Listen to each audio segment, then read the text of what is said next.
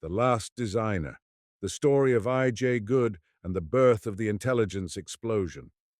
Prologue, Hut 8. The paper was thin as onion skin and smelled faintly of damp brick. Irving John Jack Good bent over it in the cold light of a blackout lamp, one finger tracing letter groups as if they were living things. In the room around him, Hut 8 at Bletchley Park, pencils scratched, tea steamed in enamel mugs, and the day's pall of rain freckled the windows.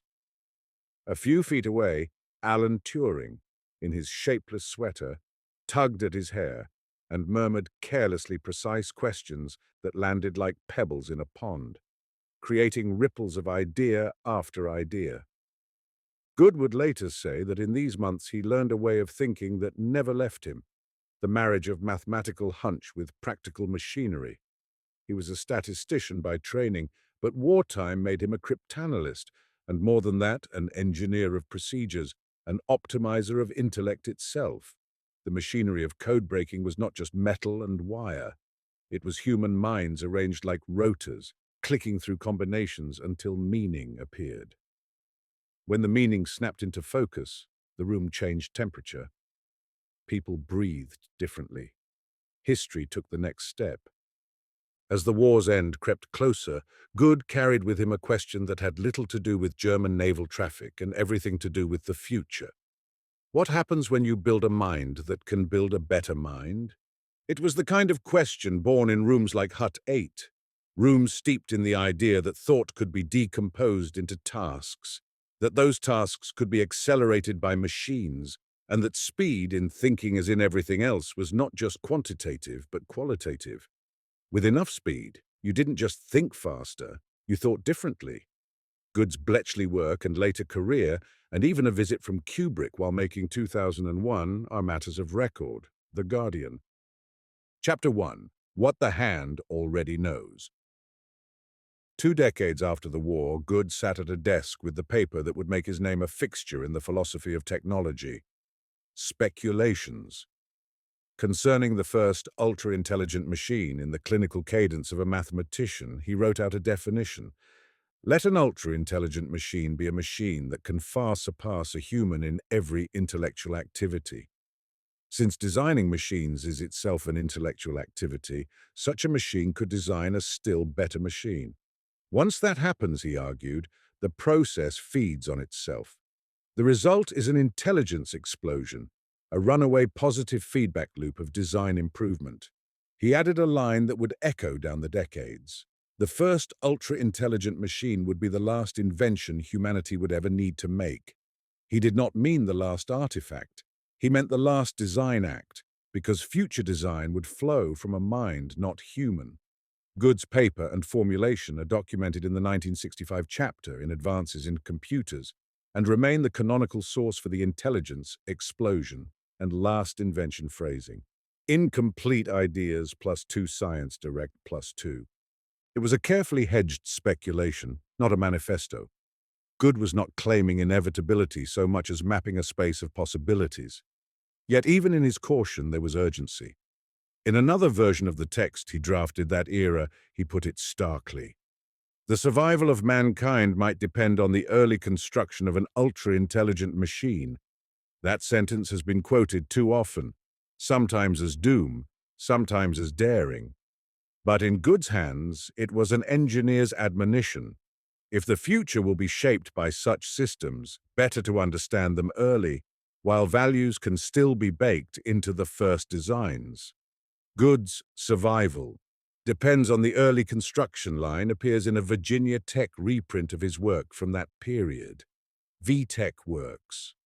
The paper's coolness hides a furnace. Good's habit, honed at Bletchley, was to recast sweeping questions in operational terms. What is intellect, if not the ability to search large spaces efficiently, to use heuristics, to model the world, to compress experience into prediction? If you can build a machine that does those things better than you, and if one of those things is design itself, you have lit the fuse. He wasn't alone in noticing the fuse. Chapter 2. A letter signed Solarius. A century earlier and half a world away, A newspaper in Christchurch, New Zealand, printed a letter to the editor by a young writer signing himself Hilarious. The writer was Samuel Butler. The date was June 13th, 1863. The title he chose, Darwin Among the Machines, was a conjurer's gesture. Darwin's new evolutionary theory cast over the metallic age dawning around him. What if machines were evolving as a kind of mechanical life? What if, with every generation of industrial ingenuity, they were becoming our successors? The flourish at the end of Butler's letter, calling for war to the death against machines, was mostly satirical, a poke at complacency. But under the satire was steel. Butler had fixed on a motif that would preoccupy later thinkers.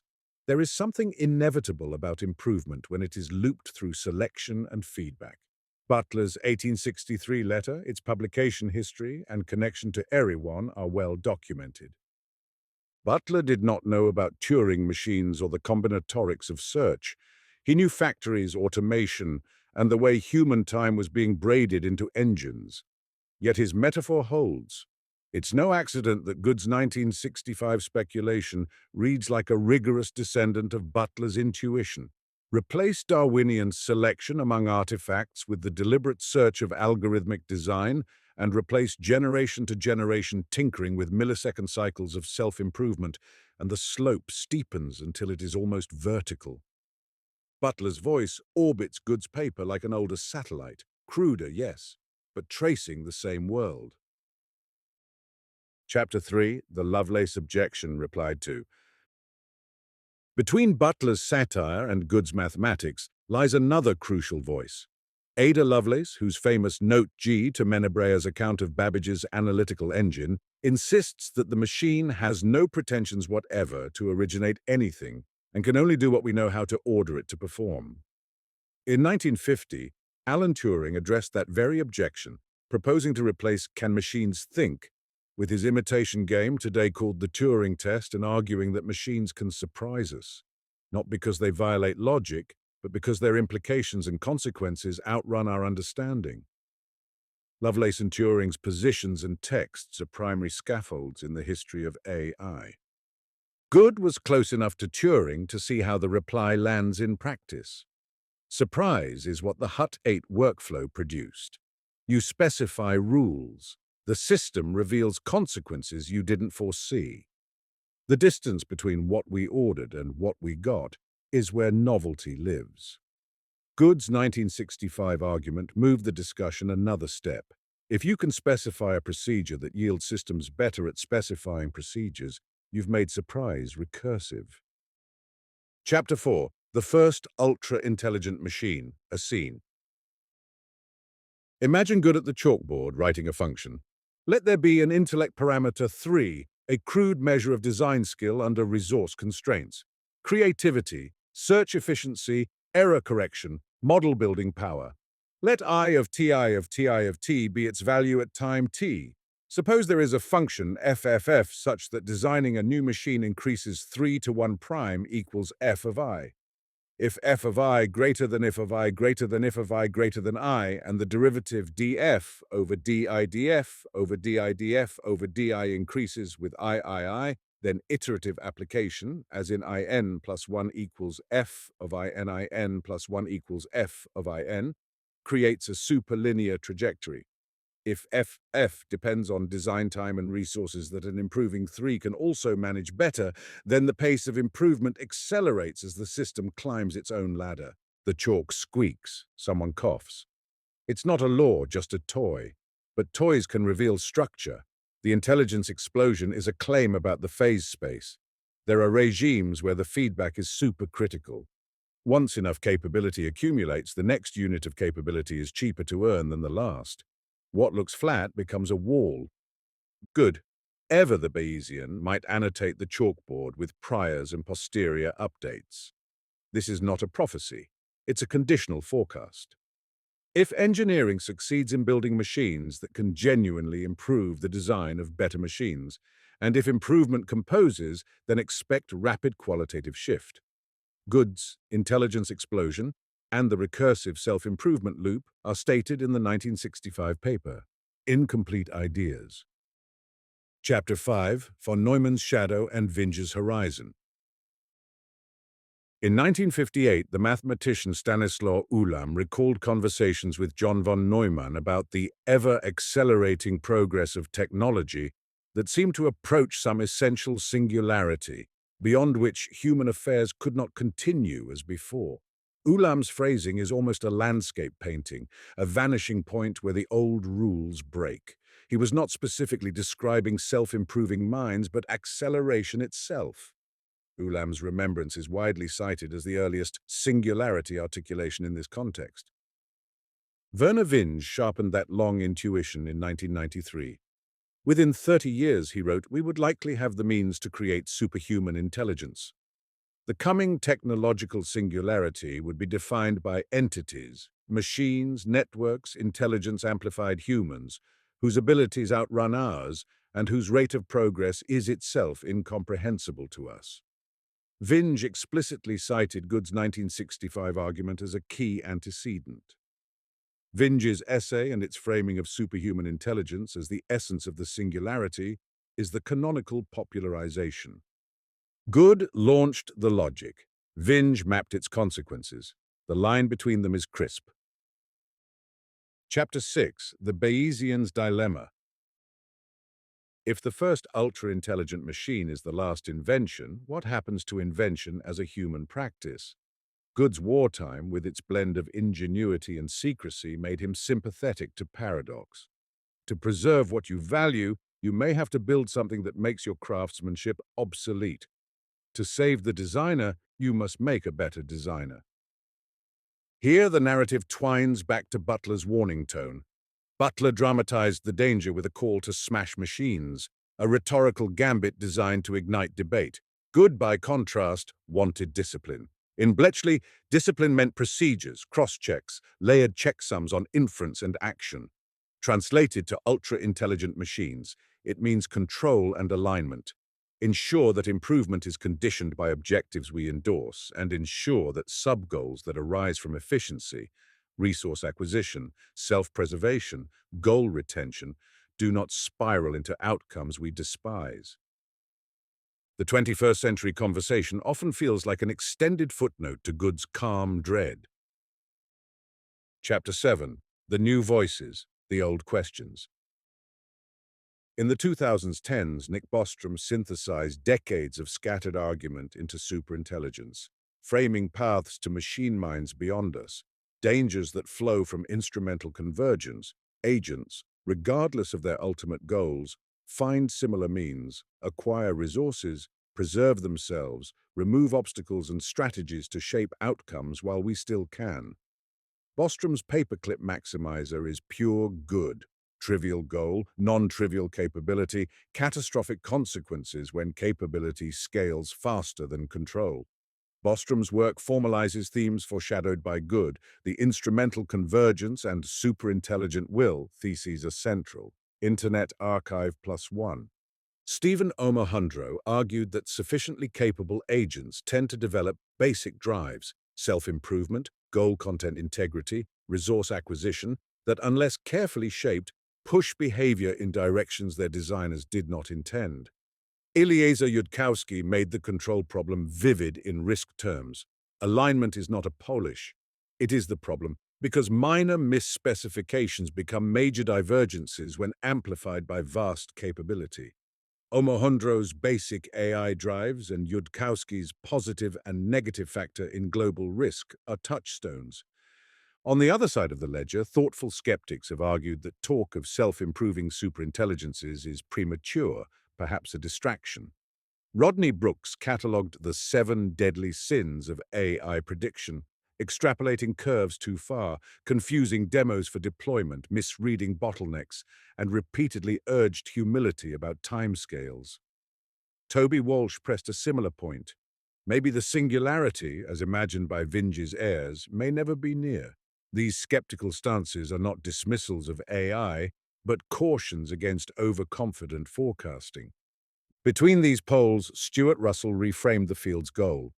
Build machines provably aligned to human preferences, explicitly uncertain about those preferences, and deferential to human oversight. Rather than bolt ethics on after the fact, he proposes to rebuild AI's objective functions around assistance and uncertainty from the start. Russell's Human Compatible and interviews articulate this reframing. TechCrunch. Max Tegmark in Life 3.0 widened the lens and asked us to choose our civilization's story before the technology chooses for us. A cosmological canvas on which goods feedback loops become a species-level design question. Tegmark's book gathers scenarios and emphasizes the policy choice space. And then came 2023's open letters, one calling for a pause on training frontier systems more powerful than GPT-4, another urging that mitigating the risk of extinction from AI be treated as a global priority, followed by equally public pushback from prominent researchers who found the rhetoric overheated or the prescription misguided. The debate made national headlines because Good's abstract loop had begun to feel uncomfortably concrete. The Future of Life Institute letter and the Center for AI Safety statement, together with coverage and criticism, mark a moment when Good's themes became front-page news. Chapter 8. A Room That Builds Rooms. Returned to Good at his desk in 1965, chewing carefully on a pencil. He is not fantasizing about conscious mechanical gods. He is specifying a search space in which designers design designers. The metaphor he arrives at is architectural, a room that can build a room in which another room can be built faster. What makes such a room possible? Several ingredients recur in both Good's time and ours. Representation, a way to represent designs so that small edits lead to meaningful improvements. A program, a circuit, an architecture, a language in which nearness implies closeness of behavior.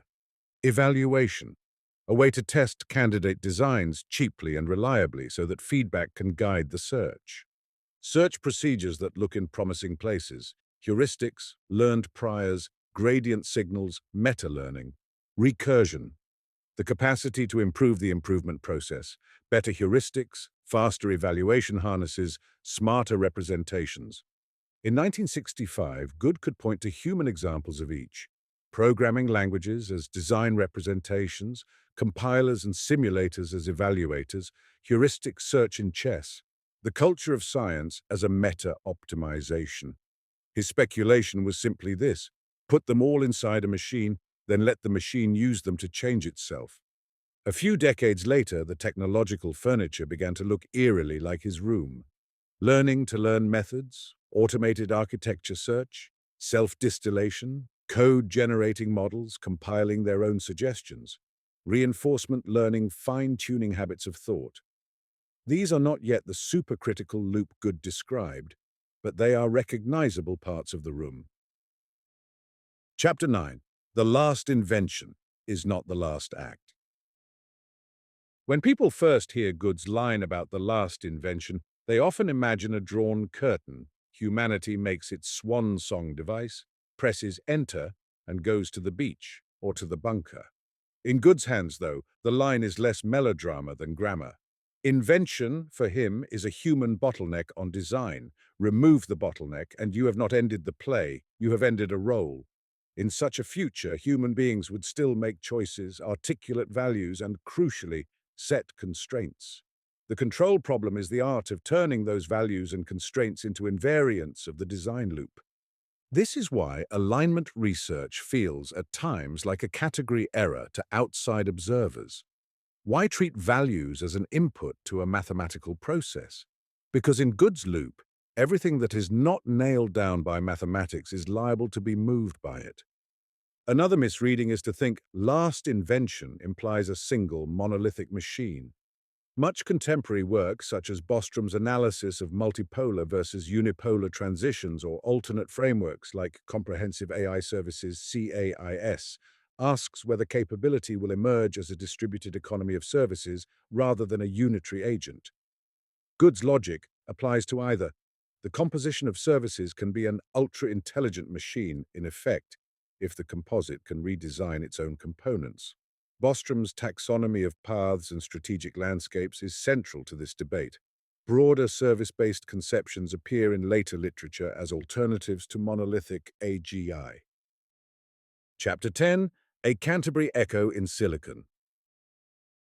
The week a graduate student in Berkeley finally reads Butler's Darwin Among the Machines, she has just finished a project where a code-generating model proposes micro-optimizations that a human then profiles and selects.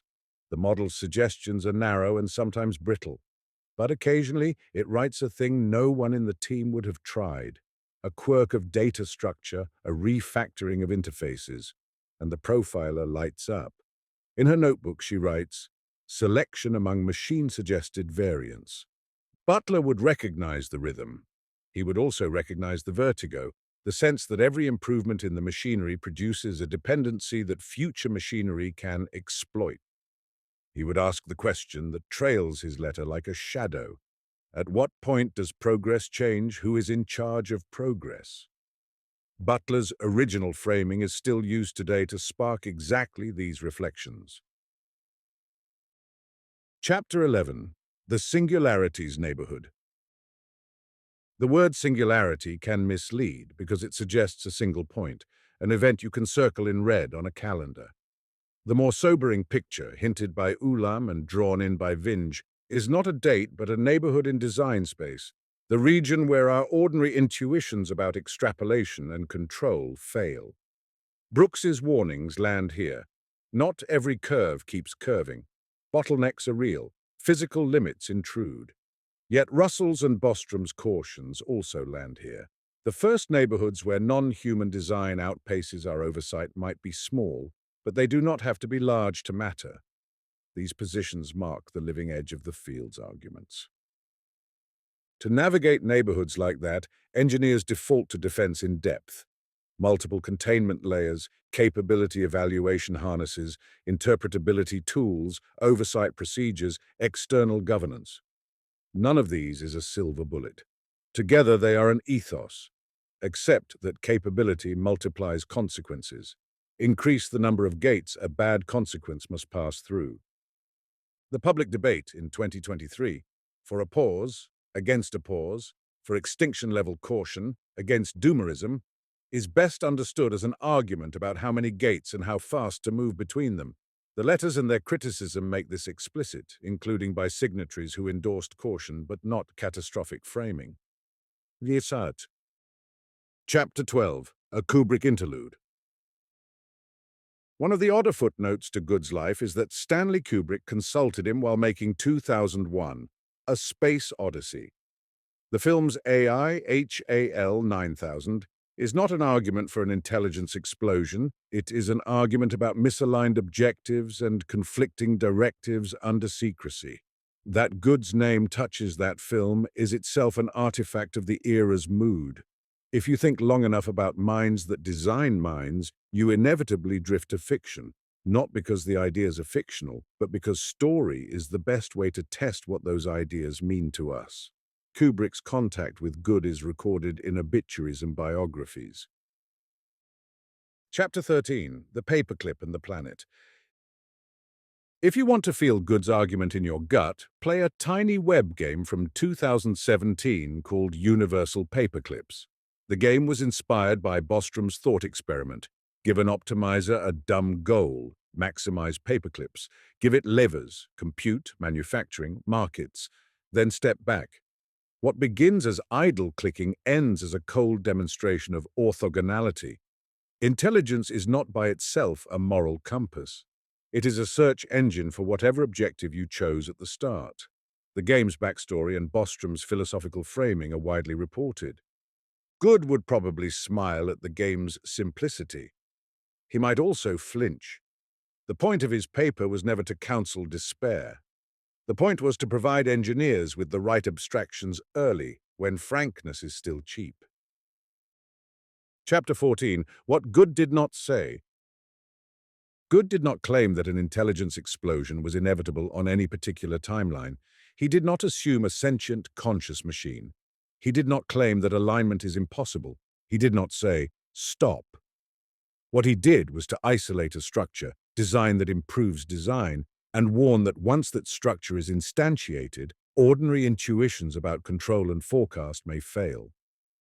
Reading the 1965 text itself remains the best way to absorb what he actually wrote. This is why the Butler Lovelace Turing Good Vinge Bostrom Russell Tegmark thread matters. It is not a single thesis, but a focusing, many minds circling the same object from different orbits: evolutionary, philosophical, statistical, engineering, socio-political, until its outline emerges. The outline is not comforting, but outlines are how you draw blueprints. Chapter 15, The Architect's Mirror. In a thought experiment sometimes attributed to Good's intellectual heirs, you sit an ultra-intelligent system in a room with a mirror and a tool bench. The mirror shows its own architecture: encoders, decoders, planners, memory systems, world models. The tool bench contains debuggers, profilers, optimizers, and most importantly, languages capable of describing changes to itself. The system does not need to be conscious to use these tools, any more than a compiler is conscious of syntax. It just needs to be competent. The first act is innocuous: parameter pruning here, cache there. The second act is qualitative: refactoring representations, inventing new training curricula, building simulation environments that teach it skills that only matter at higher skill levels, meta skills that let it become a better learner. The third act is where Good's slope steepens. The system invents a theory of its own errors, a compact model of how and why it fails, and a proof that a family of changes will reduce that class of errors faster than human designers could. Improvement has become a theorem, and the proof is executable. That is the theater in which last invention plays. The fourth act depends on the audience. Do we require corrigibility, red teaming, restricted interfaces, oversight boards with veto power? Do we impose computational taxes, deliberate inefficiencies that slow the loop until verification can catch up? Do we stock the tool bench with constraints, not just capabilities? Chapter 16, Good's Bayes. It is tempting to read Good as prophet, but the right reading is Bayesian. He assigns weight to hypotheses and updates on evidence. In 1965, the evidence for general machine intelligence was thin, so his claims are framed as conditionals. In the decades since, we have accumulated evidence of systems that generalize across tasks in ways both thrilling and strange. None of that proves a singularity. It does shift the posterior over the space of futures in which machine-led design matters. The Bayesian attitude also encourages a portfolio: invest in capability research, but also in verification, alignment, transparency, governance.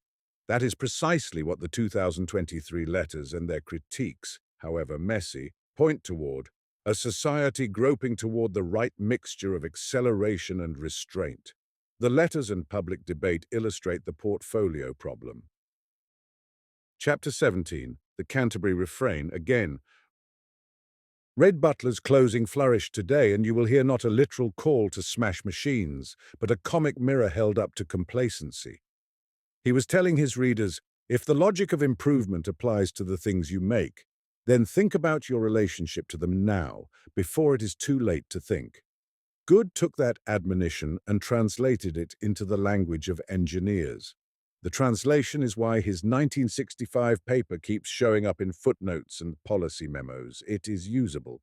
It also has a novelist's gift, a single sentence that lodges. The first ultra-intelligent machine will be the last invention that man need ever make. Once you have heard it, the sentence can't be unheard. The line's provenance and reception have been traced in detail. Chapter 18, The Skeptic's Handshake. A reasonable reader could grant Good's logic and still doubt the slope. They might agree with Brooks that forecasts are fragile, with Walsh that singularity talk can obscure more proximate challenges, with Jan LeCun and Andrew Ng that extinction talk can distract from concrete engineering problems, and that present systems are a long way from minds capable of deep, autonomous self-improvement. The handshake across this divide is simple: build tests. If you claim recursive improvement, where are the measured curves? If you claim alignment, where are the adversarial probes that fail? Representative skeptical responses, LeCun and Eng on the proposed pause, are on the record. Good's paper survives precisely because it is testable in spirit. It points to a pattern you can measure when it begins to happen. Chapter 19, The Museum of Unbuilt Machines. There is a quiet room in every science museum where unbuilt machines sit asleep. Babbage's analytical engine, never completed in its day, is there in polished brass, a suggestion made metal. Butler visited a metaphorical version of this room in his mind and came away uneasy. Lovelace visited and came away skeptical. Turing visited and came away playful. Good visited and came away with a blueprint for what happens when a machine walks into the room and starts reorganizing the exhibits. In that room today, you would find not brass but code, neuro-symbolic hybrids, search procedures wrapped around learned evaluators, distillers and lossy compressors of thought, sandbox worlds where agents train other agents, oversight demons that watch the watchers, policy frameworks that try to make any of it legitimate outside the lab. Some of these artifacts will be dead ends. Some will turn out to be scaffolding, left behind once the building stands. The building, if it stands, will look like Good's room with a room. The question that haunts the museum is not whether to build, but how to build so that building remains ours. Chapter 20, The Last Invention Room, A Closing. Night again, but now the room is a modern lab. A model proposes an architectural tweak to itself and runs an ablation study before a human wakes up. The results are ambiguous. The oversight system flags the change for review. An automated harness generates adversarial tasks, and the model fails two of them in interesting ways. A human reads the logs with the expression Good might have recognized from Hut 8, the quick intake of breath when something captures you, when a pattern just at the edge of vision resolves. On the lab's whiteboard, someone has written a line from 1965. Another hand has drawn a box around the word invention, as if to slow it down, to force anyone who reads the sentence to stop and ask, what exactly do we mean by invention when the inventor is also the invention? Good would have liked the question. He might have picked up a marker and drawn a small triangle beside the box. Aims, assurances, architecture. Then, under that, a list of ordinary-seeming tasks: interpretability, corrigibility, incentive design, capability controls, outside oversight, that, taken together, are how grown-up engineers tell each other they are serious. He would have glanced, perhaps, at a framed printout pinned to the lab wall, Butler's letter signed Solarius, its Victorian italics suddenly modern. He would have nodded. We have been in this conversation for a long time. He would have underlined one word with his thumbnail. Lust. Then, with a mathematician's tidy script, he would have added, quietly, almost shyly, two more, if misused. Because the truth inside good speculation is not that invention ends, it is that invention changes tense. From now on, he was telling us, the safest and most humane creations we build will be those that invent safer and more humane creations. The loop is the gift and the hazard, the loop is the work, and the room, Hut 8's descendant, is where we decide whether the first ultra-intelligent machine will be our last invention in the sense that Good meant it. The last time human hands must do unaided what the machine will be able to do better. And the first time human judgment has to be good enough to restrain what human prowess has made possible.